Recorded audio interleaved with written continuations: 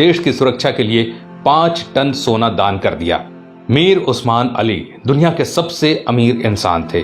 उनकी अमीरी का अंदाजा इस बात से लगाया जा सकता है कि उनका अपना खुद का बैंक था।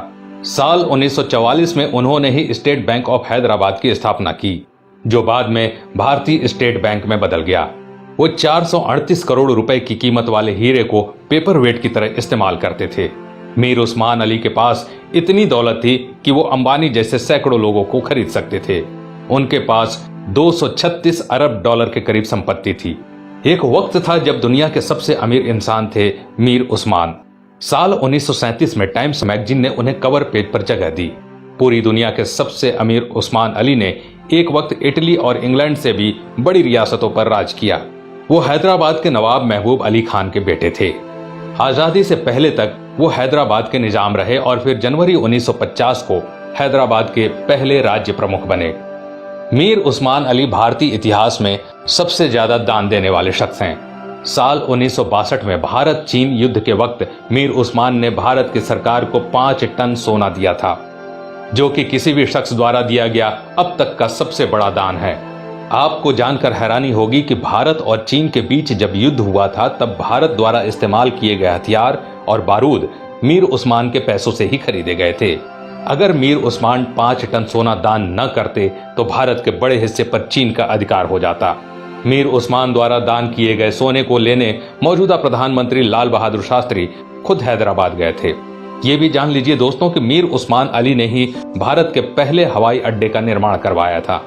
उस्मानिया यूनिवर्सिटी हैदराबाद की स्थापना भी मीर उस्मान ने ही की थी, जो आज भारत की सबसे बड़ी यूनिवर्सिटीज में से एक है। उस्मान अली ने दान देते वक्त कभी किसी का मजहब नहीं पूछा। उन्होंने जहां एक तरफ अलीगढ़ मुस्लिम यूनिवर्सिटी को 5 लाख रुपए दान किए, वहीं बनारस हिंदू यूनिवर्सिटी को 10 लाख रुपए भेजे। संविधान निर्माता भीमराव अंबेडकर को मीर उस्मान अली ने 54 एकड़ जमीन दान दे दी, जिस पर बाद में कई कॉलेज और यूनिवर्सिटीज का निर्माण हुआ। मीर उस्मान की सादगी का इसी बात से अंदाजा लगाया जा सकता है कि उन्होंने एक टोपी और एक कंबल में अपनी पूरी जिंदगी गुजार दी। यहाँ तक कि उन्होंने कभी सोने और चांदी के बर्तनों में खाना तक नहीं खाया। उनके लिए एक टीन की प्लेट बनाई गई थी जो वो जिंदगी भर इस्तेमाल करते थे। निजाम म्यूजियम में मौजूदा दस्तावेजों के मुताबिक मीर उस्मान का जनाजा दुनिया का सबसे बड़ा जनाजा था।